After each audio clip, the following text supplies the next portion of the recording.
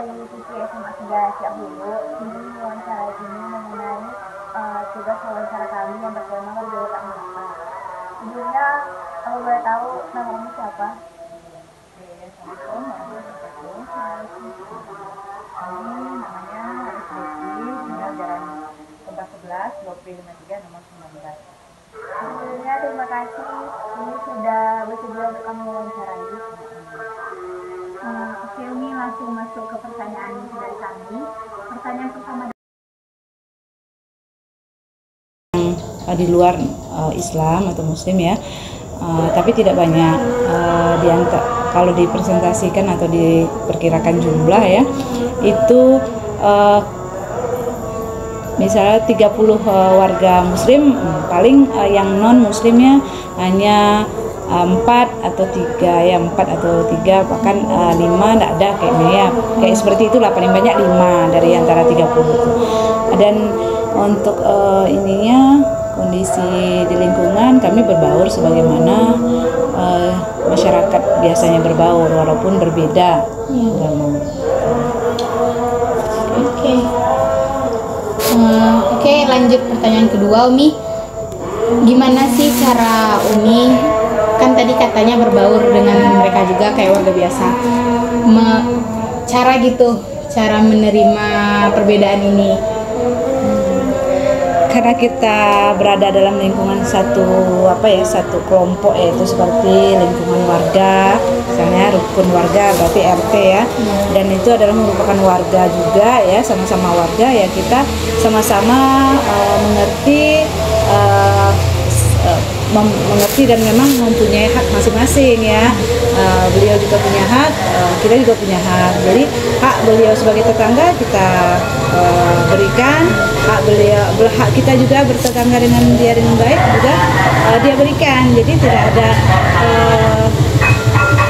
tidak ada rasa untuk memusuhi gitu ya. Bahkan karena mereka, kalau kita Muslim ya, karena mereka sedikit ya, kita merangkul aja, atau memang tidak ada menyisihkan gitu. Toleransi dalam kehidupan sehari-hari ya, tidak dengan ibadah. Terkadang mereka pun mengikuti juga kita yang Muslim gitu. Apa contohnya, ada hari raya Idul Adha gitu ya, kita pun memberikan mereka dari pembagian kurban itu sendiri, dan bahkan mereka pun ikut membantu. Misalnya kita ada rewang-rewang begitu, mereka pun ikut berbaur. Kita pun tidak menjauhkan mereka gitu. Jadi apa aja gitulah cara toleransinya dalam kehidupan kita nih. Pertanyaan selanjutnya tuh Umi, bagaimana tanggapan Umi jika ada orang lain yang sedang merayakan hari besar agama mereka? Ya, kalau kita sendiri sebagai pemahaman agama kita ya, insya Allah memberikan memberikan keluasan bagi mereka melaksanakan ibadah mereka. Tidak ada kita mencampuri atau berusaha untuk merusak gitu ya, mengacaukan acara mereka. Tapi ya memang dalam proses mereka melaksanakan ajaran mereka, ya kita persilahkan ya. Bahkan ya kita jaga keamanan ya, mungkin itu yang bisa dilakukan, dan mengimbau juga kami kepada kaum lain, karena memang kedekatan tadi sehingga tidak ada rasa jealous gitu ya dengan mereka merayakan gitu.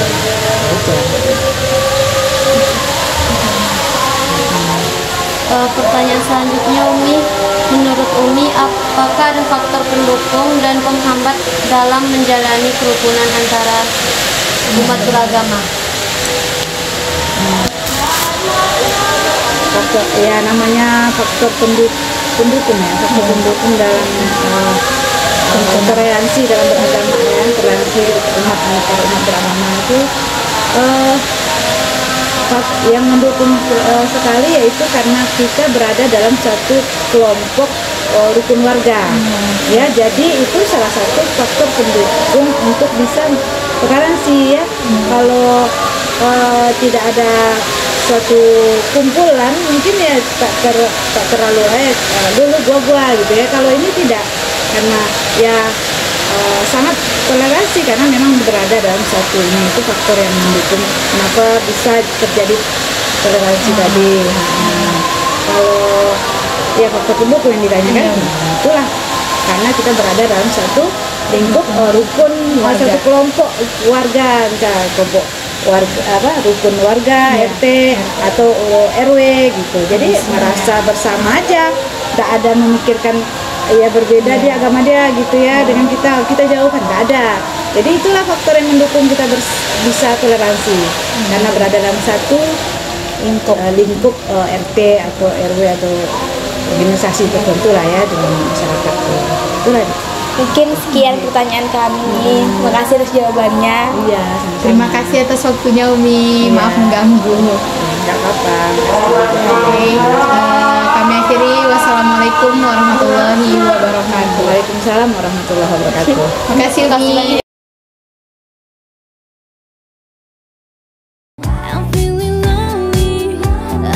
Nah, gimana pandangan Ibu tentang toleransi antar umat beragama? Ya memang kita harus toleransi. Artinya kita dalam beragama ini kita tidak boleh egois. Ya kita memang harus saling toleransi dengan perbedaan itu. Dan mungkin kita juga bisa saling membutuhkan, misalnya dalam hal bergotong royong. Itu kan butuh kebersamaan. Iya benar. Nah, toleransi ini dalam beragama ini sangat penting supaya terciptalah kedamaian di antara perbedaan itu tadi. Yaitu tadi memang kita sebagai manusia kita memang harus punya rasa toleransi yang tinggi terhadap perbedaan itu sendiri, dan bagaimana cara kita menyikapi perbedaan itu tadi ya satu cara dengan saling menghargai itu tadi, saling menghargai, saling menghormati, tidak saling menjelekkan, tidak egois, tidak merasa aku paling baik, nggak bisa seperti itu. Terus kalau masalah perbedaan ini kan itu kan pribadi kita masing-masing ya. Kita tidak bisa memaksakan seseorang harus seperti kami. Nah, tidak bisa. Itulah perbedaan itu. Sebenarnya kalau perbedaan ini dipupuk, alangkah baiknya lah hidup kita berdampingan dengan perbedaan itu tadi. Benar. Kalau nih Bu, di lingkungan sekitar Ibu, itu menurut Ibu udah nerapin sikap toleransi menghadapi perbedaan ini belum Bu? Sudah. Toleransi. Ya contohnya kami saling menghargai. Kalau sebelah ini Idul Fitri ya saya mengucapkan selamat Idul Fitri. Atau sama kita ada timbal baliknya gitu. Itulah tandanya kita memang kita saling menghargai itu tadi. Nah, satu pertanyaan lagi. Gimana semisalnya terjadi perdebatan antara dua agama? Kadang kan ada tuh Bu perbedaan debat nih antara agama ini sama agama satu lagi. Gimana Ibu menanggapinya? Sebenarnya itu agama itu privasi. Dan agama itu tidak layak untuk diperdebatkan. Agama ini sebenarnya untuk dijalani menurut keyakinan masing-masing, tidak untuk diperdebatkan atau tidak untuk dipertontonkan. Iya benar. Itu saja sih. Oke, ada pertanyaan teman. Jadi kalau misalnya ada orang yang mendebatkan agama ini sebenarnya dia mencari kesalahan orang lain saja sebenarnya. Dia merasa dia paling baik, dia paling bagus, dia itu sebenarnya. Padahal di setiap agama udah justru gitu. Itu kan karena kita harus saling menghargai perbedaan itu tadi yaitu. Jadi kita keyakinan kita ini tidak boleh diperdebatkan atau ditontonkan. Benar. Itu sudah keyakinan kita masing-masing. Itu saja. Terima kasih Bu sebelumnya. Oke, mungkin itu saja kan. Dan nanti kalau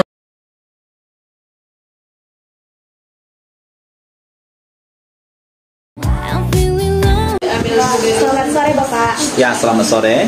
Maaf mengganggu waktunya Pak. Perkenalkan kami dari SMA Negeri 3 Siak Hulu. Saya Hazra Mutazila dan ada rekan saya bernama Anjani. Tujuan kami datang ke sini untuk melengkapi tugas proyek kami yang bertema berbeda tak mengapa. Sebelumnya terima kasih Pak sudah bersedia untuk kami wawancarai. Jadi kami ada beberapa pertanyaan. Pertanyaan yang pertama, bagaimana nih pendapat Bapak jika terjadi perdebatan antara dua agama? Perdebatan antara dua agama itu hal biasa. Karena setiap agama pasti menginginkan orang lain mengenal agamanya. Tapi perdebatan itu jangan sampai membawa permusuhan. Itu yang bahaya, kalau perdebatan itu pada akhirnya sampai membawa permusuhan. Tapi biasanya orang-orang yang berdebat dan sampai membawa permusuhan, biasanya itu yang pengetahuan agamanya itu kerdil. Ada banyak orang atau tokoh-tokoh agama, bahkan lintas-lintas agama, bukan hanya di Indonesia, bahkan di luar negeri, mereka mengadakan perdebatan agama, tapi tidak pernah sampai bermusuhan. Bahkan itu dipakai untuk menjadi ajang akademisi, ya, untuk bisa semakin memperluas pemahaman tentang agama-agama tertentu.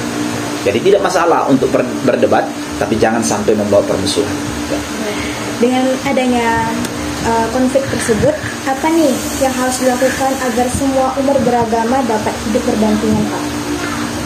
Ya, yang harus kita kerjakan yang itu tadi, ya. Yang pertama, kita harus sadar bahwa kita diciptakan oleh Tuhan yang sama, ya. Dan kemudian kita hidup dalam negara kesatuan Republik Indonesia yang ada mengatur tentang kebebasan beragama. Maka sebagai bangsa Indonesia yang terikat dalam hukum, ya, yaitu Undang-Undang Dasar dan Pancasila tadi, mari kita sama-sama menyadari bahwa kita tidak bisa menonjolkan agama kita, ya. Tetapi orang lain pun harus kita beri ruang untuk menjalankan agama mereka masing-masing, karena memang mereka pun dilindungi oleh negara, ya.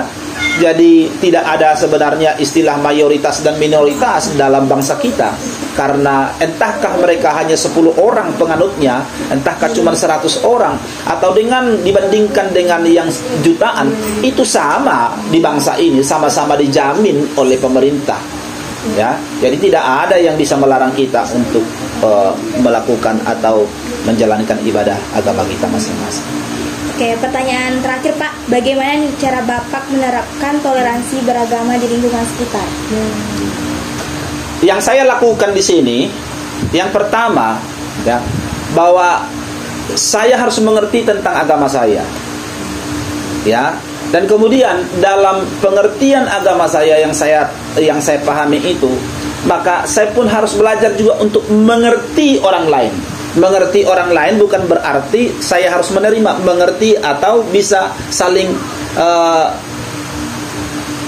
menerima bukan ajarannya yang harus kita terima, tapi pribadinya, ya. Jadi tidak apa-apa, ya, walaupun orang lain menjalankan agama masing-masing, silakan saja. Nah, yang saya lakukan di sini, saya tetap bergaul dengan orang-orang yang ada di sekitar saya. Tetangga satu blok saya ini ada beberapa orang keluarga Islam, gitu. Nah, tapi juga ada keluarga juga Muslim. Nah, ketika hari raya, saya akan pergi ke tempat mereka, ya, berhari raya, ya. Dan bahkan juga beberapa dari tetangga saya, kalau mereka berbuka puasa waktu di musim lebaran, musim puasa, mereka ngajak saya untuk berbuka puasa, begitu, ya. Dan bahkan di sekitar RT saya ini, kalau ada teman-teman yang mungkin yang membuat apa itu, kalau buka bersama, nah, saya selalu diajak kok dalam RT kami ini, gitu. Jadi tidak masalah bagi saya juga untuk ikut dalam acara mereka. Mereka bersukacita, saya pun harus ikut bersukacita. Tapi bukan berarti apa yang mereka imani harus juga saya imani, tidak. Tapi pribadi mereka masing-masing harus bisa saya terima, gitu. Sekian pertanyaan dari kelompok kami, Pak. Terima kasih atas jawaban yang Bapak berikan. Baik, makasih. Ya.